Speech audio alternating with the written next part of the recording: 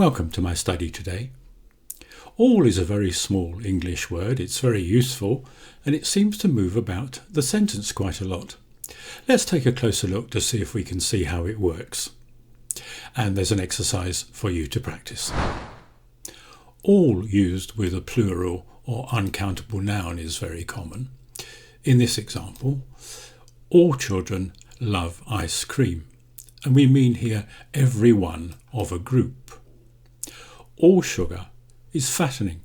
We mean the whole amount of something. But we can't use all with a singular noun. For example, we couldn't say all orange is bad. I ought to make a note here and say that you will of course see all day, all night, which is an adverbial use of time. All day, all night is possible, but you can't say all orange is bad. If I want to talk about a singular noun, I have to use all of, plus a determiner. All of the orange is bad, or I could say all of this orange is bad, and we mean the whole thing. You may not have noticed, but we can actually use determiners and possessives with all of. I can say all of this, all of mine, all of yours. Look at this example. I've spent all of my money, but I could say I've spent all of mine. You've spent all of your money. You've spent all of yours. All can closely follow a noun or a pronoun to indicate the whole amount, like this. The friends, or they, using the pronoun, all enjoyed the party. Now, a common mistake here is to put the all friends, or all they enjoyed the party. It has to follow the noun or the pronoun. The friends, they, all enjoyed the party. But there is an exception here, and it follows the verb to be. They are all enjoying the party. You notice now that all has moved, and it's moved after the verb are. A common mistake would be they all are enjoying the party. It must follow the verb to be. They are all enjoying the party. All will move in the sentence depending on whether we are giving a positive or a negative answer. How many friends went to the party? They all did. Not all they did, they all did. This is really only something you can learn, and you've got to get it right, because if you get it wrong, we notice right away, unfortunately. Here's another example. Are all the men still on strike? No, they aren't all. And all has now moved right to the very end of the sentence, because it's a negative answer. They are not all. So what's the best way to learn how to place all correctly in the sentence?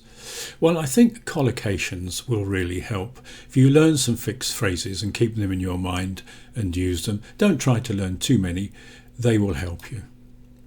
All at once there was a crash of thunder.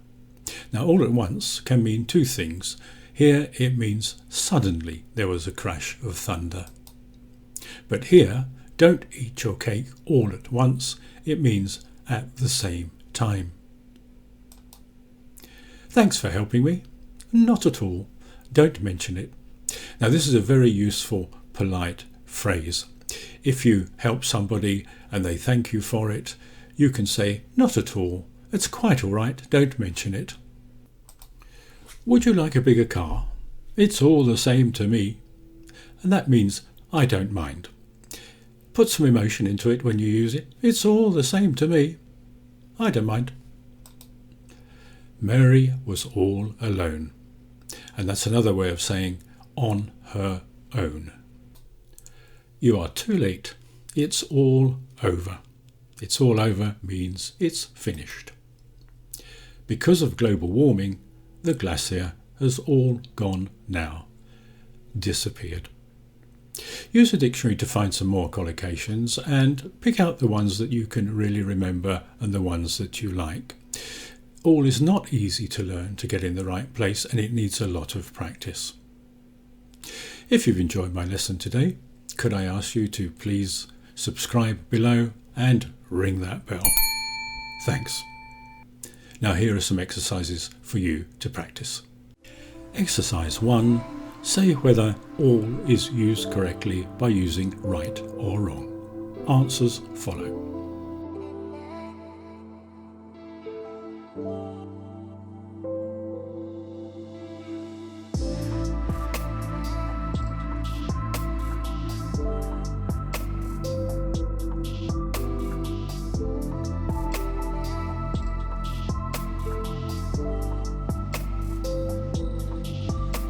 Exercise 1. Answers.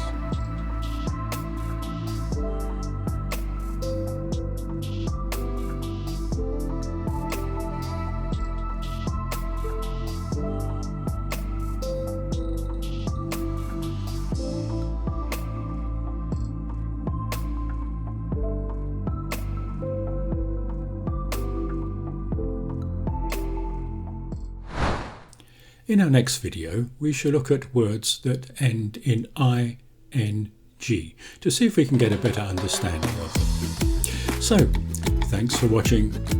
Please subscribe below, and I'll see you next time. Bye.